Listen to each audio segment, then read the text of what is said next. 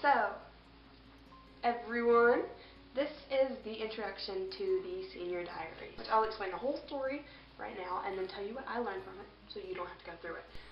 Hi guys, so I promised you guys that I would tell you all my experience on having a car accident. Sorry, it's storming outside. Topic number one is car accident, which the car accident that I had.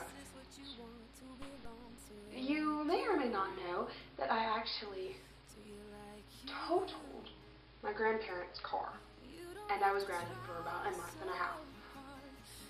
You may be asking yourself, why was she grounded for a month and a half? The reason I was grounded for so long is because I refused to tell them. Just didn't tell them. See, my grandparents were out of town for the day, and my brother and I searched the entire house for food. We could not find anything that was going to satisfy two hungry teenagers. My brother tells me, hey, I have some money. You want to go buy some pizza from, Pizza Hut? Right, let's go get some pizza. I'm like, okay, sure. So we drive to get some pizza, and I made the wrong turn, so I tried to turn around. So I pull into this road to turn around because I always miss this road. So I pull into this road to turn around, and a truck comes up behind me. I'm like, okay, so I can't just back onto the road. I have to keep going. It's a dirt road. I keep going a little bit. The car still has not turned around, and there's no other road for me to turn onto. Finally, the truck goes away, but I can't turn around where I'm at because there's a curve coming up. So I get to the curve, and suddenly I lose control of my car.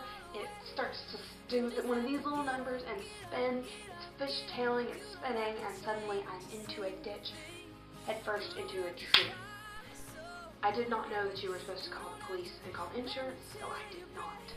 I just started the car back up and actually drove to Pizza Hut, then drove home. We had our pizza. We were all good. There was actually not a single scratch on the car, amazingly. And I was like, okay, no problem. This car is perfectly fine, other than a little bit of dust on it. So we quickly washed the car to make sure it didn't look like we had a wreck. And we went inside, we watched Netflix and ate pizza. Good day. I then get a call from my mom. She tells me she's going to be in town, and she wants Laramie and I to come over and stay the weekend with her and my stepdad. I said, sure, why not? I mean, what's the worst that can happen, right? Right? No. So I spent the weekend with my mom. We left on Friday. On Sunday we came back home because we were supposed to be starting school on Wednesday. We get home and my grandmother asks me, so, how'd you wreck the car? What do you mean, how'd I wreck the car? What's wrong with it? Well, it won't start. And you broke the wheels. Oh, well, so I had some fessing up to do.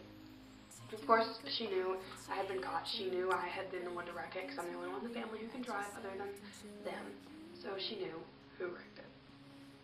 Not that hard. So I fessed up, told her what happened. She took my phone, my computer, my camera, my iPod, my backup phone, my keys, all privileges of going anywhere, and all extracurricular activities for a month and a half. I was stuck at home. She took my guitar too. Like, she was mad. So, I was stuck at home for a month and a half. This is the good part. Parents should love me for this part. Lesson I have learned from this. Number one, if you make a mistake, tell your parents immediately after you make a mistake. Make sure that they know where you're going, when you're leaving, and when you will be back, when you're going somewhere. Because if they don't know these things, if something has to happen, they can't fix it if they don't know what's going on. Just don't do stuff you're not supposed to do. I know this is going to sound like goody two-shoes just telling you what to do. Trust me on this one. Don't do what you're not supposed to do. High school is only so long. After high school, you can do whatever you want. You can do whatever you want. You can move out, you can get your own house, you can do whatever you want. But for the 4 years, or whatever you're in, obey their rules. listen to what they say and don't argue back, because trust me, it's going to make your life 10 times easier, because one, you won't be grounded as much, two, they won't be mad at you as much, and three, you'll get more freedom, because the more they trust you, the more freedom you get. It's great. Really, I lost all trust from them, and I'm starting to gain it back. But that doesn't mean anything. You are only going to be with your parents for so long. Follow their rules. Gain their trust. Learn to trust them. If you guys trust each other, less problems. And it works great. That's what I learned from this mistake. I hope you learned something too. So entry number 1 in the Senior Diaries is car accidents. Which, by the way, 90% of adults had a minor to major car accident in their teenage years. You're a statistic. I'm a statistic.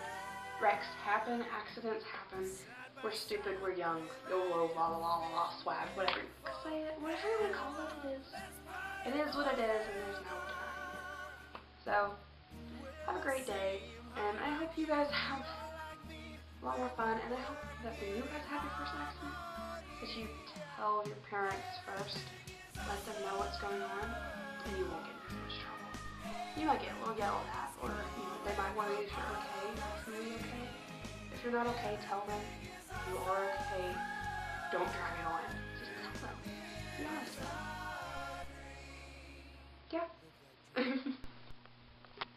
So not to brag on myself or anything, but I really do think that this project is going to be great. I already have a couple things written down for Senior Diaries. So I really think it's going to be great.